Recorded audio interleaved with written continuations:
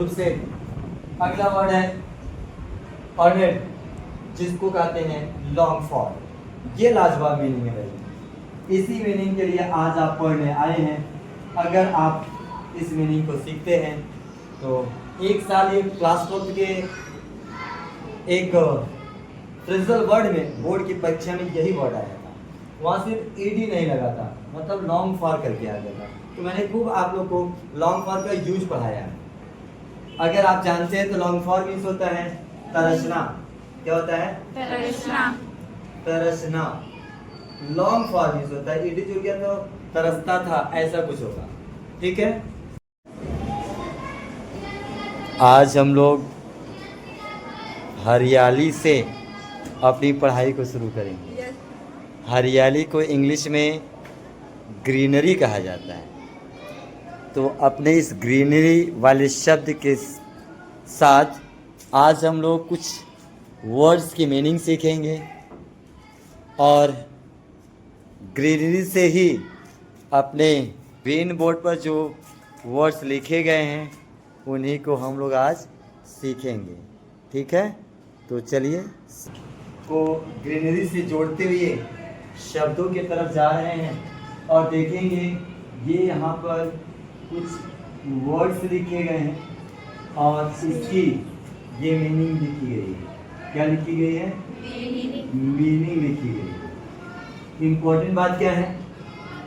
Words जो लिखे गए हैं ये बहुत पावरफुल हैं और इन पावरफुल वर्ड्स में पहला वर्ड लिखा गया ऑब्लिगेशन। क्या लिखा गया है? ऑब्लिगेशन। आपको ध्यान क्या देना है, जो नियरेस्ट मीनिंग होती है उसको इंग्लिश में लिखा गया है। लिखा गया है मोरल बाइंडिंग। मोरल मीन्स होता है नैतिक और बाइंडिंग मीन्स होता है जुड़ाव। तो मिला करके जब एक दूसरे के साथ नैतिक जुड़ाव होता है तो क्या कहा जाता है उसको कहा जाता है जिम्मेदारी। क्या कहा जाता है? जिम्मेदारी। तो ऑब्लिगेशन मीन्स होता है जिम्मेदारी। अच्छा, जो बुक में है वो ऑब्लिगेशंस है, इसका मतलब हो जाएगा जिम्मेदारियां। जैसे हर एक इंसान के पास, हर व्यक्ति के पास, चाहे वह स्टूडेंट के रूप में हो चाहे वह किसी रूप में है, सबके पास कुछ ना कुछ रिस्पॉन्सिबिलिटीज हैं, सबके पास कुछ ना कुछ ऑब्लिगेशंस हैं। ठीक उसी तरह से नेल्सन मंडेला के साथ था। तो चलिए एक मीनिंग हम लोगों ने देखा कि ऑब्लिगेशन मीन्स क्या होता है? जिम्मेदारी, और एस लगा देंगे तो क्या हो जाएगा? जिम्मेदारी। बात समझ गए? सेकेंड मीनिंग की तरफ चलते हैं। लिखा गया इनक्लेशन। इनक्लेशन का मतलब होता है नेचुरल टेंडेंसी ऑफ बिहेवियर। व्यवहार करने की जो प्रकृति, एक आपका स्वभाव है, कैसे आप व्यवहार करते हैं, जो आपकी मेंटल टेंडेंसी है, जो आपकी टेंडेंसी मीन्स होता प्रवृत्ति, व्यवहार करने की जो प्रवृत्ति है उसको बोलते हैं इंक्लिनेशन। क्या बोलते हैं? इंक्लिनेशन। मतलब कहने का हर व्यक्ति के अंदर कुछ न कुछ इस तरह की व्यवहार करने की प्रवृत्ति होती है, उसी को बोलते हैं क्या? इंक्लिनेशन। इंक्लिनेशन मीन्स क्या होता है? नेचुरल टेंडेंसीज ऑफ बिहेवियर, व्यवहार करने की स्वाभाविक प्रवृत्ति। क्या बोलेंगे? व्यवहार करने की स्वाभाविक प्रवृत्ति। एक टेंडेंसी वाले वर्ड को अगर मैं कुछ थोड़ा सा और इसको ब्लॉट कर दूं तो ये आपके मैथ से रिलेट करने वाला वर्ड है, इसलिए मैं बता देता हूँ। एक रिलेशन हुआ करता है जिसका नाम है measure of central tendency. Measure of central tendency को अब एक दूसरे फॉर्म में रखा गया है, स्टैटिस्टिक्स रखा गया है, जिसको हिंदी में सांख्यिकी कहते हैं। पहले था केंद्रीय प्रवृत्ति की माप। टेंडेंसी का मतलब प्रवृत्ति, अभी मैंने बताया आपको। तो जब कोई भी वैल्यू को आप फाइंड आउट करें, किसी भी चीज़ का वो डाटा हो, उसके सेंट्रल मतलब केंद्र की तरफ जो मान निकलने की टेंडेंसीज होती थी, प्रवृत्ति होती थी, उसी लेसन में इस शब्द का इस्तेमाल किया जाता था। मतलब कोई रूल्स दिया हो, कोई नंबर्स दिया हो, उसके सेंट्रल टेंडेंसी मतलब उसके केंद्र का मान, तो आपको अब पढ़ाया जाता है उसको स्टैटिस्टिक्स में, जिसका नाम है ट्रिपल एम में मीन मीडियन मोड के रूप में मिलता है। ठीक है, तो आप लेसन में पाएंगे। चलते हैं आइसोलेट। अगला वर्ड है आइसोलेट, जिसके बीच होता है सेपरेट। ये वर्ड इतना गजब का है, ये इतनी बार यूज किया गया था जब कोविड-19 का वक्त आया था तो लोग कहते थे उनको आइसोलेट किया गया है, आइसोलेशन वार्ड में रख दिया गया है, क्वारंटीन कर दिया गया है। क्वारंटीन का मतलब ये होता है एकांतवास, आइसोलेशन का मतलब ये होता है एकांत में रहने के लिए बाध्य कर देना।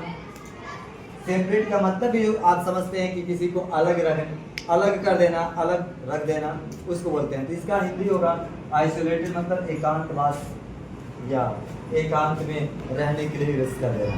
फिलहाल विश्लेषण भी यही। अगला क्या है, इम्यूटेबली है, जिसके मीन्स होता है सर्टेनली, जिसके मीन्स होता है निश्चित रूप से। अगला वर्ड है अर्नेड, जिसको कहते हैं लॉन्ग फॉर। ये लाजवाब मीनिंग है भाई। इसी मीनिंग के लिए आज आप पढ़ने आए हैं। अगर आप इस मीनिंग को सीखते हैं तो एक साल ये क्लास 12 के एक फ्रेजल वर्ड में बोर्ड की परीक्षा में यही वर्ड आया था। वहाँ सिर्फ ईडी नहीं लगा था, मतलब लॉन्ग फॉर करके आ गया था। तो मैंने खूब आप लोग को लॉन्ग फॉर का यूज पढ़ाया।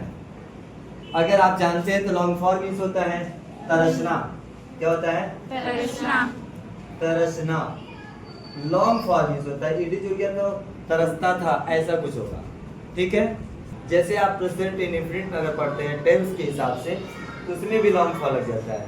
जैसे आप बोलते हैं मैं अंग्रेजी बोलने के लिए तरसता हूँ, ताहूँ आ गया ना, तो प्रेजेंट इंडेफिनिट में हो गया। तो ये लॉन्ग फॉर इतना गजब का है ना, ये अकॉर्डिंग टू सिचुएशन चेंज होता है। मैं इधर बताता हूँ कैसे वो चेंज होता है।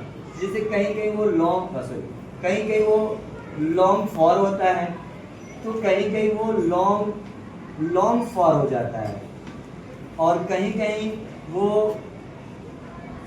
लॉन्ग फॉर हो जाता है, तो कहीं कहीं वो लॉन्गिंग फॉर हो जाता है। लॉन्गिंग फॉर हो जाता है अकॉर्डिंग टू टेंस होता है। जिस टेंस में वर्ब की फर्स्ट फॉर्म लगती है या सेयस फॉर्म लगता है, वहाँ तो ये दोनों का इस्तेमाल करेंगे। जहाँ थर्ड फॉर्म लगता होगा जिस टेंस में, वहाँ लॉन्ग फॉर लगता है। जहाँ पर आईएनजी फॉर्म लगने की बात होती है वहाँ लॉन्गिंग फॉर लगता है। ये अकॉर्डिंग टू टेंस चेंज होता है। और इसके साथ जो वर्ब होती है, मतलब वर्ब ही नहीं, मेन वर्ब जो होती है ना, वह हमेशा आईएनजी फॉर्म में। वर्ब की फोर्थ फॉर्म कर दें चाहे उसको आईएनजी फॉर्म कर दें, मतलब वो टेंस से उससे मतलब नहीं है, मेन वर्ब का। बाकी आप समझ गए होंगे, जैसे आपका हेल्पिंग वर्ब लगता था वैसे लगेगा, सिस्टम सब वही रहेगा। जैसे एक एग्जांपल मैं बता दूं, ऐसे लिखा रहेगा I'm longing for speaking English।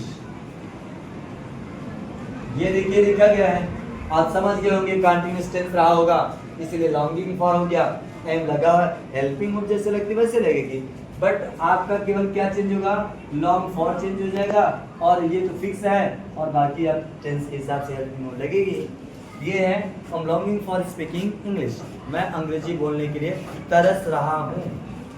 अगर मैं आपसे कहूँ कि मैं हिंदी बोलने के लिए तरस रहा हूँ, तो आप इंग्लिश में क्या बोलेंगे? बोलिए, क्या बोलेंगे? बिल्कुल सही, I'm longing for speaking Hindi हो जाएगा।